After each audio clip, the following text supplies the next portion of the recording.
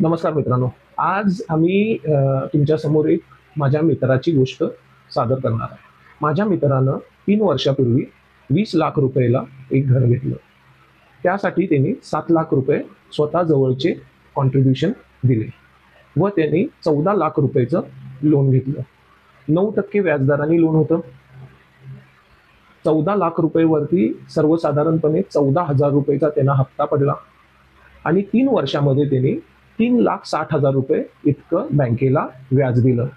आता 7 लाख रुपये स्वतःजवळचे, 3,60,000 रुपये दिलेलं व्याज, असे 10,60,000 रुपये जर ते, आता हे 10,60,000 रुपये माझ्या मित्रांनी कोणत्याही चांगल्या म्युच्युअल फंड स्कीममध्ये जर गुंतवले असते तर हे 10,60,000 रुपयाचे 20,50,000 रुपये झाले असते आणि माझ्या मित्राला बँक लोन न घेता आपलं स्वतःचं घर घेता आलं असतं.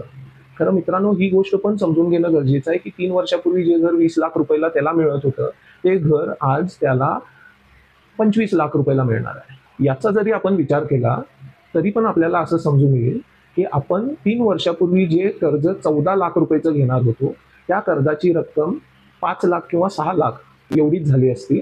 आणि म्हणूनच कोणतंही गृहकर्ज घेत असताना तुम्ही याचा विचार करणं गरजेचं आहे की तुम्ही त्या घरासाठी किती रक्कम देता आहे आणि त्याच्यासाठी तुम्ही किती कर्ज काढत आहात आणि ते कर्ज आणि त्याचं व्याज यामध्ये आपण जर थोड्या कालावधीसाठी तो निर्णय डिले करून आपली स्वतःची गुंतवणूक चांगली करून स्वतःचं कॅपिटल वाढवून मग जर आपण ती गुंतवणूक विड्रॉ करून जर स्वतःचं घर घेतलं तर आपल्यावरती पडणारा कर्जाचा बोजा जो आहे तो नक्कीच कमी होऊ शकतो.